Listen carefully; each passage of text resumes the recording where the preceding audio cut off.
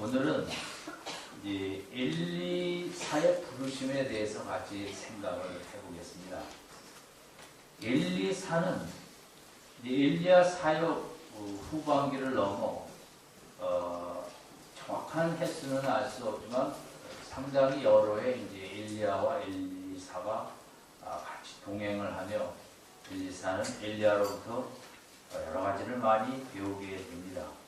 오늘은 그 시작점이라고 할 수 있는 그 부르심의 장면이 오늘 본문의 모습입니다. 하나님은 참 일꾼을 필요로 하십니다.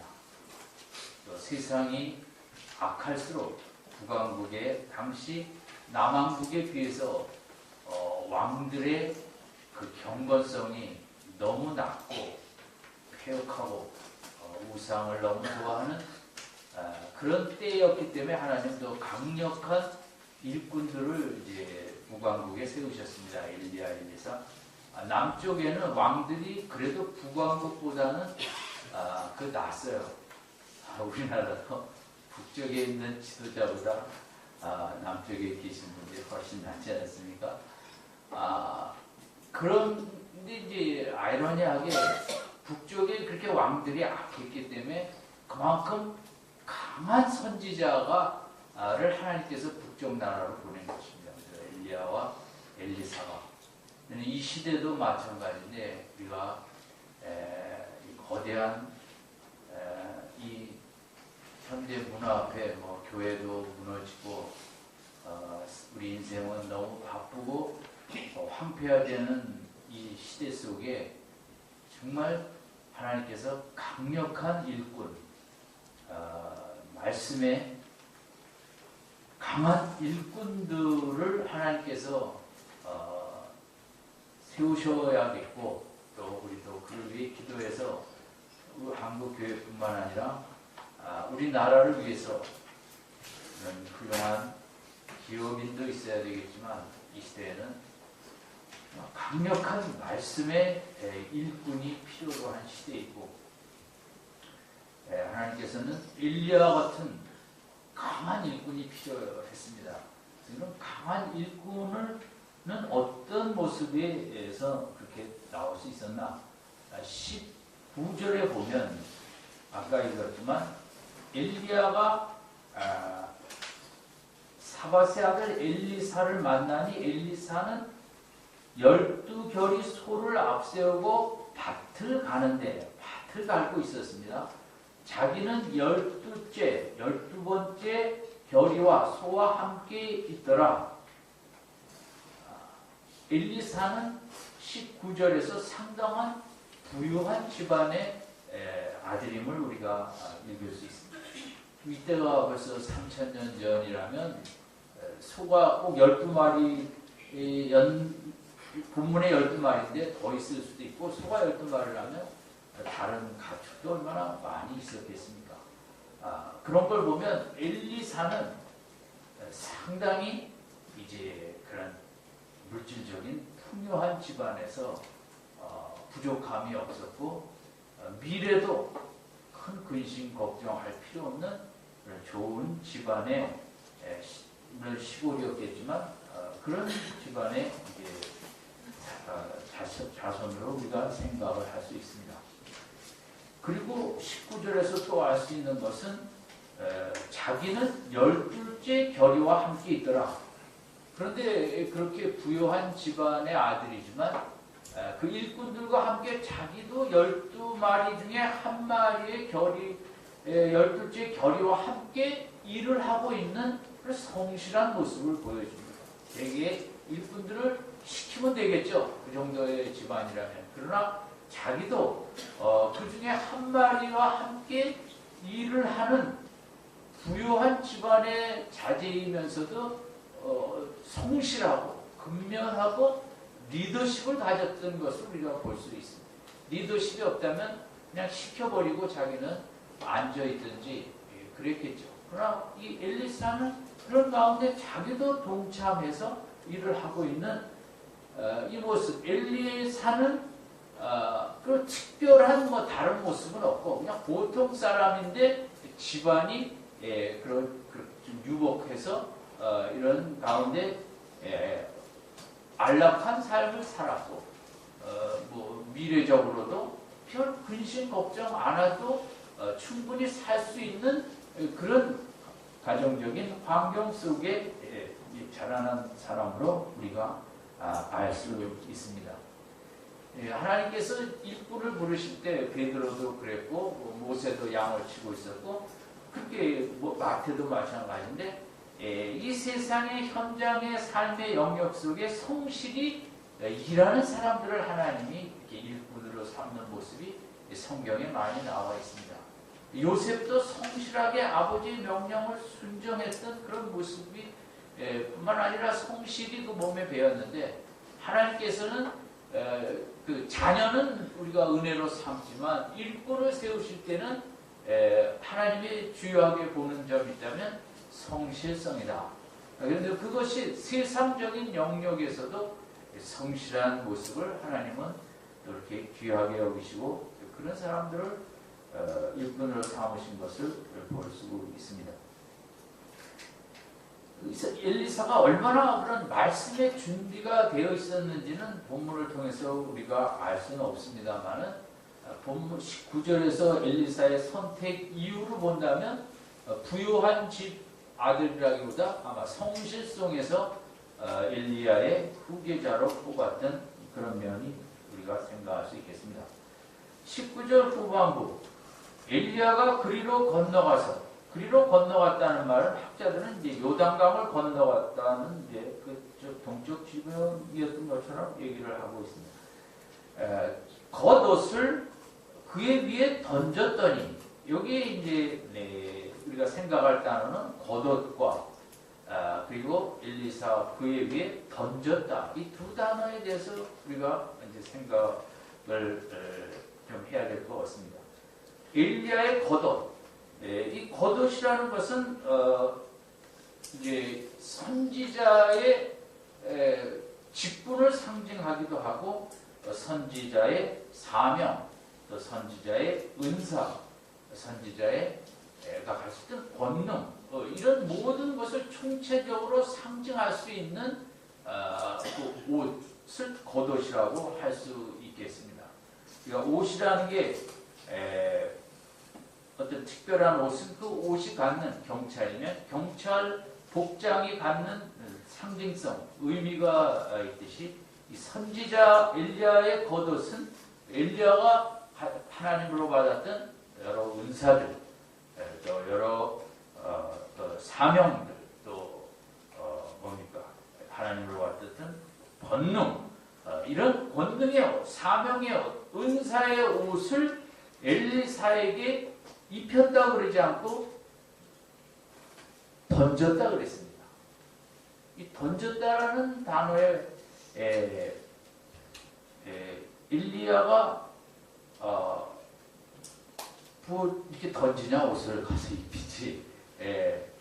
그래서 이 던졌다라는 말 속에 우리가 생각할 수 있는 것은 하나님의 이제 그 겉옷 속에는 하나님의 선물들이죠. 은사든 뭐 권능이든 사명이든 그 옷을 이렇게 던졌다라는 것은 하나님의 일방적인 선택과 주권적인 선택과 하나님의 일방적인 그 선물을 주시는 이렇게 부어주시는 것. 그 갖다 그냥 그 하나님의 귀한 그 것들을 이렇게 던져서 주시는 어떤 하나님의 주심, 선물을 주심에 이 부분에 강조가 있다는 것입니다. 택한 자에게 그런 은사의 옷, 사명의 옷, 권능의 옷을 우리에게 막 그냥 던져버리듯이 선물을 좋은 선물을 던지진 않지만 이렇게 막 주듯이 그래서 이제 입혔다라는 그 상황을 던졌다고 했습니다. 이것은 우리에게도 마찬가지입니다.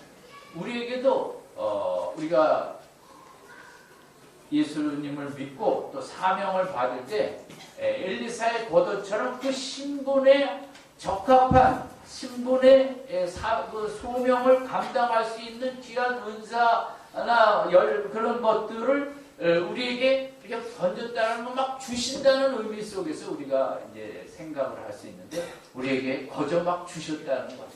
그래서 오늘 우리 교육위원회에서 교육위원회를 위한 오늘 기도하는 날인데 하나님께서 사명을 주실 때는 그 사명에 합당한 여러 가지 영역들, 은사도 있고 권능도 있고 지혜도 있고 많은 것들을 우리에게 그 소명을 감당할 수 있도록 던져주셨다. 우리에게 그냥 막 부어주시는 이제 이런 각도에서 우리 선생님들도 해석을 하고 이 안에도 내 힘으로 내 지혜로 하는 것이 아니라 하나님께서 우리 교사 선생님들에게 은사와 지혜와 능력과 권능과 을 막 우리에게 던져주신 나에게 던져주셨다.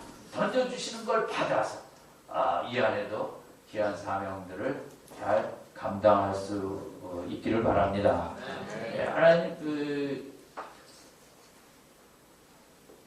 하나님께서 직분을 주실 때 목사면 목사, 장로면 장로, 우리 임직식 할 때 가운을 입혀주지 않습니까? 그 가운은 상징적이고 그 사명을 감당할 수 있는 그 이전에 준비한 것을 뛰어넘어 이제 그 사명은 인간의 힘으로 감당할 수 있는 부분이 아니지 않습니까? 위로부터 덧입는 옷을, 능력의 권능의 옷을 이렇게 덧입어야 되는데 하나님은 사명을 주실 때 그것을 감당할 수 있는 귀한 권능의 옷, 은사들을 반드시 덧입혀 주시는 줄로 믿습니다. 하나님은 그냥 하라고 하지 아니하시고 그것을 감당할 수 있도록 덧입혀 주시는 걸 우리가 꼭 기억하고 나에게 주신 그것들을 더 개발해야겠다. 더 내가 열심히 기도해서 그 부분들을 잘 활용할 수 있도록 우리가 이제 애쓰며 나가야겠죠. 그럼에도 불구하고 이 겉옷은 좋은 면만 있는 게 아니라 이 속에는 영광스러운 면도 있지만 고난도 함께 담겨져 있는 옷입니다. 이 엘리사의 겉옷은 정말 하나님의 권능을 받아 아합과도 싸워 이길 수도 있고 갈멜산의 하늘에 불을 내리기도 하고 비를 못 내리기도 하는 그런 능력을 나타내는 상징하는 그런 귀한 옷이기도 하지만 이 옷을 입게 되면 또 엘리야가 뭐 좋은 일만 있었습니까? 그리 시냇가에 오랜 기간 까마귀가 주는 그걸 먹고 이제 절절 말라가는 시냇물 겨우 먹고 사르밧 가보 앞에 가서 말도 안 되는 요구를 해야 되고 갈멜산 후에도 또 그 이세벨의 위협을 듣고 도망가야 되고 뭔가 나타난 바이지만 그 또 이면에 더 많은 힘듦과 어려움이 있었음을 엘리사는 왜 몰랐겠습니까? 지금 이 겉옷을 주는 소명을 받아야 할 때, 그래서 엘리사에게는 이 겉옷을 다시 저는 자격이 없습니다. 벗어버릴 수도 있었다고 생각합니다. 저는 엘리야 같은 귀한 일꾼이 된다는 것은 영적으로는 큰 축복임에도 불구하고 그 길이 얼마나 또 어려운가도 알고 있었을 거 아니겠습니까? 그럼 목사가 되려고 할 때 물론 다 좋은 면만 보고 뭐 이렇게 할 수도 있지만 그거는 많은 목사가 되는 사람들이 놓치는 그 한 부분만 보는 거라고 생각합니다. 세상에 다 인생이 어렵지만 목회자가 된다는 것은 또 얼마나 참 어려움을 스님 너무나 많이 내포하고 있는데 그 둘을 다 보고 와야 되는 건데 좀 그렇지 않은 경향이 이제 우리나라에도 많이 있어요. 어쨌든 여러분이 만약 엘리사라면 이렇게 갑자기 와 있는데 엘리야가 와서 그 귀한 소명을 이제 감당하라고 너는 사명을 받았다고 그 엘리야가 입었던 그 겉옷을 입혀주려고 하고 너도 나의 길을 따라야 한다고 지금 나에게 와서 이렇게 행동 이렇게 하고 있는데 여러분이 엘리사라면 그 겉옷을 입겠습니까? 안 입겠습니까?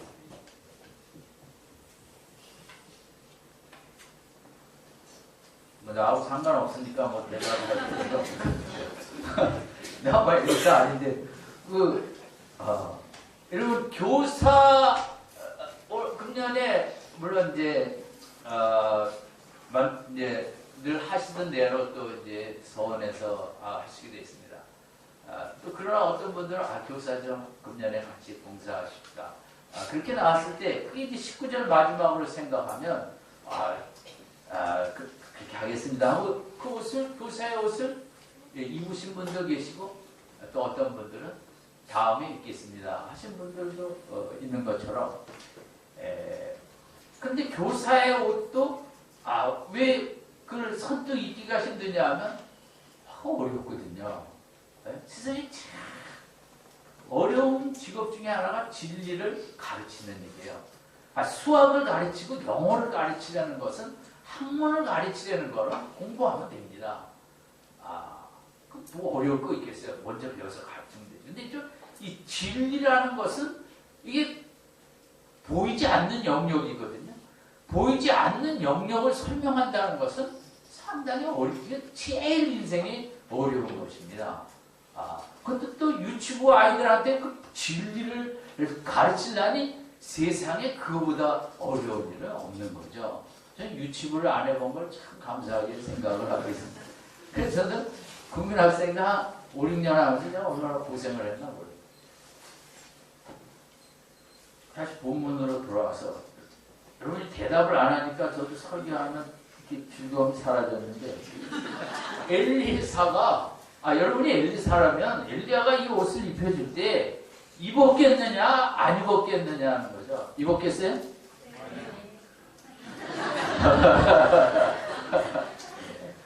그래요.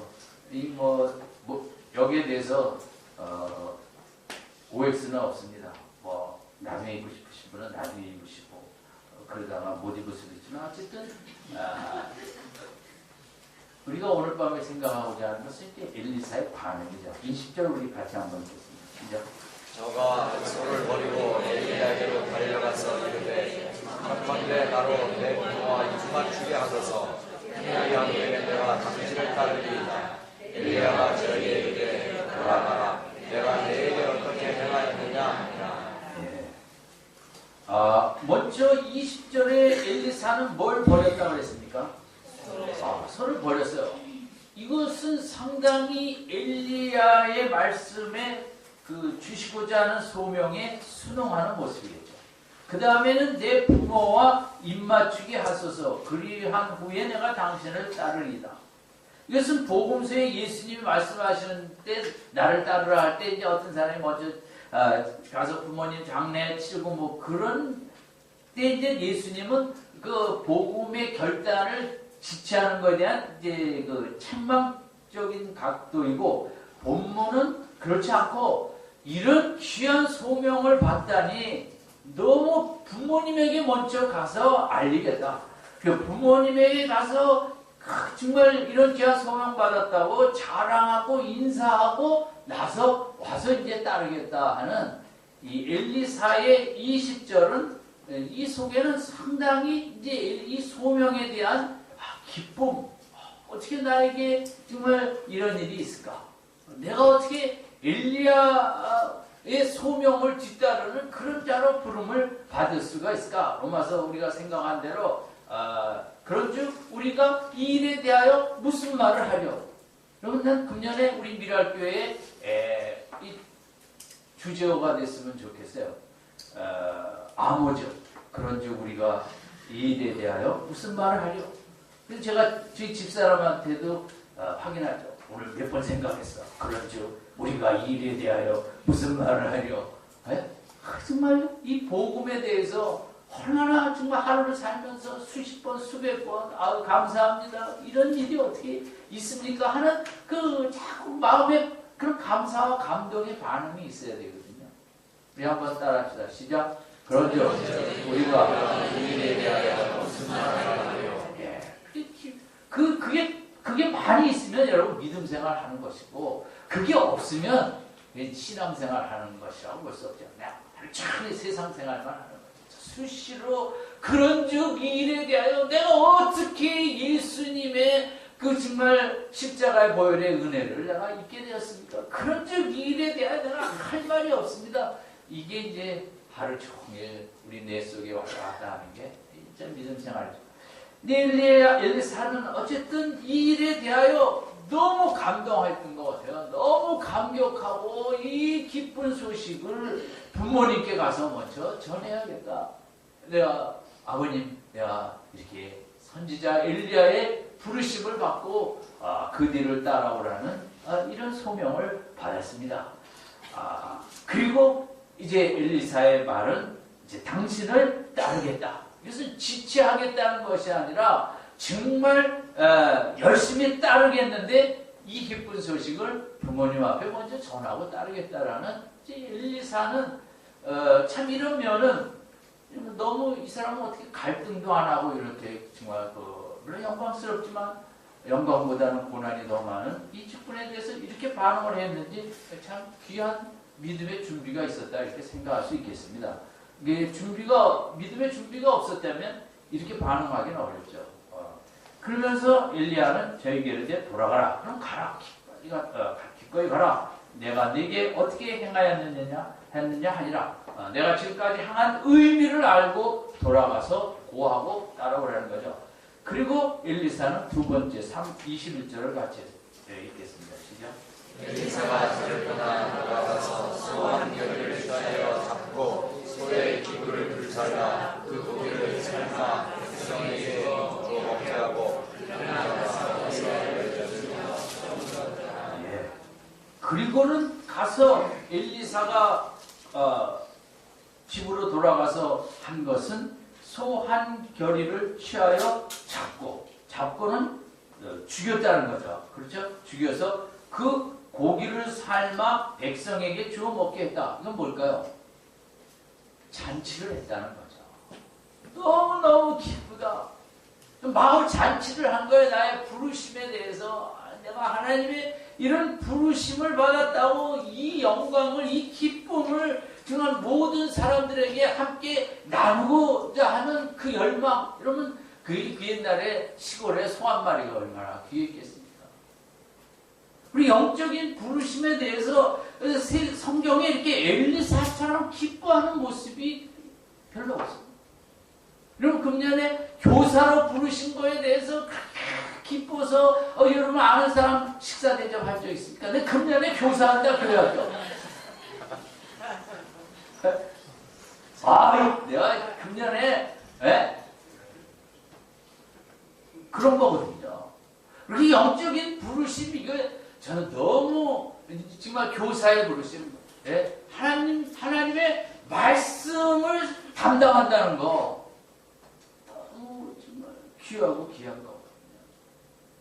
그 2000년 기독교가 이렇게 지속되도록 정말 가정에서 또 교회를 통해서 말씀을 전한 거 아니에요? 말씀을 가르치고 말씀을 전하고 그래서 2000년을 이렇게 내려왔잖아요. 우리는 정말 다음 세대, 정말 얼마나 골치 아픈 다음 세대입니까? 그냥 어려서부터 그냥 이런 영상 문화로 그냥 뇌가 썩어가고 있는 이 다음 세대에게 이게 우리가 진리를 전해야 되는데 어려운 만큼 하나님이 보실 때 가장 귀한 사역이 또 이 사역이죠. 힘들면서도 내가 이런 사역에 뽑혔다는 게 목사나 교사나 다 똑같잖아요. 이 진리를 전하는 거 아니에요. 가르치고 이 귀한 부르심. 여러분 우리 선생님들에게 21절과 같은 내가 힘들지만 이거는 뭐 기도하지 않고는 감당할 수 없는 날마다 우리 반 아이들의 영혼을 위하여 눈물로 기도해야 될 어렵고 힘들고 주일날 만나면 장난만 치고 말도 안 듣고 정말 힘든 일이지만 그러나 내가 이런 귀한 일을 저는 어떤 과학기술 발전보다 인류 역사의 가장 고귀한 일이 진리를 전달하고 진리를 나누는 일인 줄로 믿습니다. 아멘. 이 사명을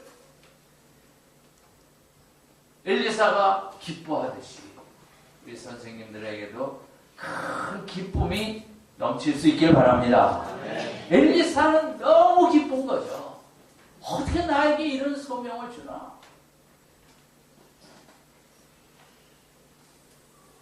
그러면서 21절에 한 가지 더 있죠. 뭐냐면 중간에 보면 소의 기구를 어떻게 했다고 했습니까? 불살랐어요. 왜 불살랐을까요? 춥지 않은데 횃불이 필요해서 잔치하는데 그랬을까? 자기까지 이 시간까지 왔던 과거는 뭐예요? 그 소 결이 그 소에다 묶어갖고 하는 그런 그런 일을 해왔잖아요. 과거와 완전히 다 단절해버리겠다. 불살라버리겠다. 내 과거, 지금까지 하던 그런 거하고 완전히 결별하고 새 출발하겠다는 의미에 그 아깝죠. 다른 소에다 얹혀서 또 일하면 되는데 그걸 완전히 불살라버리라. 그럼 우리에게도 우리 사랑하는 선생님들에게 내가 교사를 하기 때문에 내가 세상적으로 가졌던 가치관이나 습관이나 취미나 뭐 하나님 모시기에 그 결의는 나쁜 것도 아니죠. 하지만 내가 완전히 영적인 일에 이제 매진하는 의미에서 과거와 더 완전히 단절하는 것처럼 우리가 영적인 소명을 받을 때 우리가 이렇게 더 내가 과거와 단절하게 되고 표대를 향해서 새 출발하겠다는 이런 데 모습을 띠게 하는데 엘리사의 이런 귀한 반응들 과거를 다 불살라버리고 나의 남은 생에 하나님 나라를 진리의 나라를 이 땅에 세우겠다고 나의 모든 세상적인 것을 다 불살라버리는 것과 같은 강한 결단이 있는 우리 교사 선생님들 되시기 바랍니다. 그리고 새 출발을 마지못해 아이고 원래 또 하라네 이러지 마시고